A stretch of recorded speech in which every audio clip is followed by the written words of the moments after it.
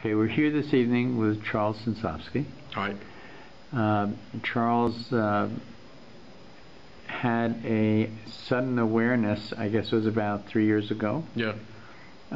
from the Parsha that we're going to be reading this week, Parsha Shemini.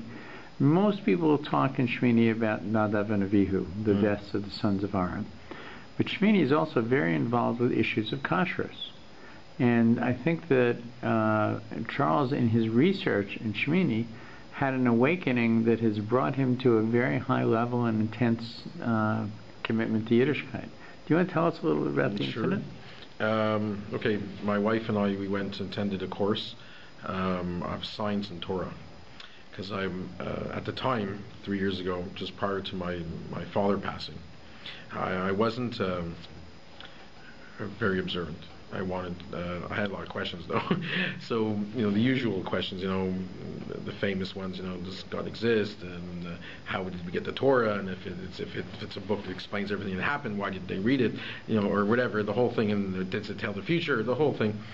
So, we took the course, and one of the nice things about our teacher is actually a really fabulous rabbi. Well, he's with Aish, and he presented the course as more of a scientific study than a Torah study. So the first thing he's talking about, how the Genesis or Bereshit talks about the Big Bang in relation to the Big Bang and the whole story, and eventually we lead up to evolution and how that's. At the time, I have to admit, I was a staunch evolutionist. Not anymore. I was a very staunch evolutionist. I'd argue with my wife like you wouldn't believe. I had to apologize to her 400 million times after she found out she was right and I'm wrong. And so he's talking about evolution. Why it's impossible in the whole different phylos of the 36 phylos of mammals or creatures. You have reptiles, birds, and you have mammals. Okay, so in Parshas Shemini, in chapter 11, verses 14 through 25, if you look at the forbidden birds, now I read it in English, okay, but it basically says an abomination, the Nesser, the Perez, the Onzia. This is by the way, this Chumash, the stone Chumash, the Da, the Alaya, according to its kind, every Orav according to its kind, the Bas Yaha, the Takmos, the Sachaf, and the Nezah according to its kind. Then it really gets some interesting. These are all different kinds of birds. All kinds of birds. Yeah, these are forbidden birds. The Kos, the Slach, the Yansaf, and then something called the Tishems. So now that's 18 in Rashi's commentary on Tishems. Ralbag is Tishems is a bat. Rashi says a chizinkuni or a owl.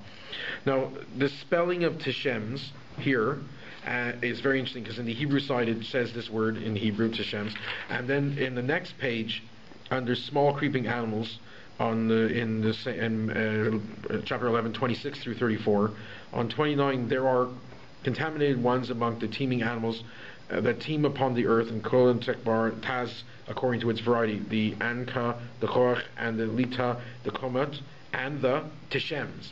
So again, we've just countered the same word again, Tishems. Now, tons and tons of animals are listed here, and at the time when God wrote the Torah. So one is from a bat. And one is from a boat and a small creeping animal. I see. Okay. Yeah, but when if you read the write-up on this, it's rather interesting. They say it's a lizard, because it's sort of like a lizard thing. So one is a lizard and one is a flying animal. Right. Now, when the Torah was written, let's think for a second that's not divine. I don't believe that, but let's just say it's not divine. It's written by men. They would not know every species in existence throughout the entire world. So they would have to have an ability to know what do these ones mean, or what does this animal, that animal. Now, of all the tons of animals listed, only this one animal is listed twice in this parsha. It's spelled exactly the same way in Hebrew, Tishems, and the other one's spelled Tishems. So it's kind of weird. Okay, suddenly, 2,000 years later, in 1959, paleontologists discover an animal that in northern China and in two other places now, the skeletal remains of an animal called an Archipithecus. Now, Archipithecus is half bird, half lizard. Now, it's not a transitionary species. This is not the holy grail. Everyone got down on their knees. For people who want to say that this is the proof that the evolution is happening. No, that's not what it is. This is not a transitionary species. There are no transitionary species in the entire fossil record. However, because this animal has both a bat or is like flying and also the lizard type, it's half and half.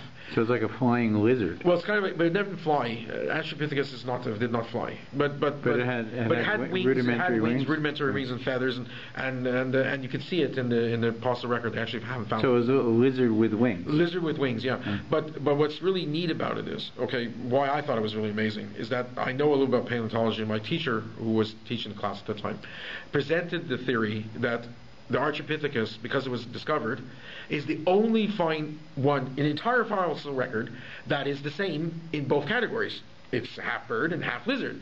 So then all of a sudden the Torah mentions the one thing that's found suddenly 2,000, 3,000 years later, the Tishens, which is mentioned in two places. How come there's not a fossil record of a half zebra, half hippopotamus or something? Right. That is not talked about. Only the Tishens is talked about. And yet that's the only record in all of paleontology that we found.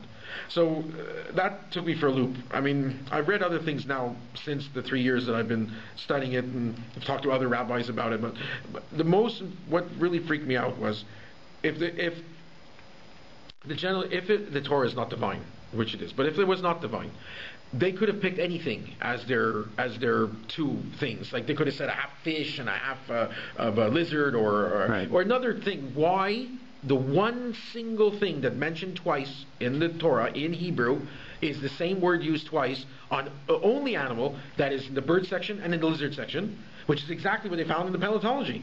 So that's totally blew me away, and I was. So, what did you conclude? You concluded that these were very smart paleontologists who had written the Torah? Yes. No, I did not. Yes, they were incredibly great paleontologists 3,000 years ago, which I highly doubt. So what I was more concerned with was that this immediately made me think that I'm holding God's word. From that moment on, I was completely dumbfounded by what I'm reading. I had to know 10 times more, because I can't accept the fact of coincidence, which I don't even believe in anymore. so the people who were writing this just happened to use the ones that just happened to be the only one found in nature in all of paleontology. There is no other paleontology of anything, no transitional species, no missing link of men, just this one thing. So you concluded that the only entity that could know that this God existed, and that it was a unique mix of species, yes, or phylos, yeah, would be the creator yes. of it, yes, in a sense that yes. Only God could know this. But under every rock, behind every tree, under every bush, the all-knowing eye sees. And consequently, it can say, this is unique. Chen's is unique. Pig is unique. Mm. So we should have a consciousness of this awareness that God has going forward. And I want to thank you, Charles, for explaining how you came to understand this, that Tishens has been a key for you, and has put you on a journey that we can all learn and benefit from. I can give you one more that's really considering animals. Okay. And it's also in the Mishnah. There's a Mishnah that says that any fish that has scales automatically has fins. Right. And any fish that has fins doesn't necessarily have scales. That's right. So they have yet to find any fish. That's right. And so now here's another example. Even though this talks about fish too, that you have to be kosher, has to have scales, and it automatically has fins. They've never found anything in the entire million, tens of thousands of types of fish in the oceanography, ocean zoology. There's always has scales and fins, right. Which of course God would know. That's right. Cool. That stuff is really. He literally wrote the book. He wrote the book. That's it. Yeah.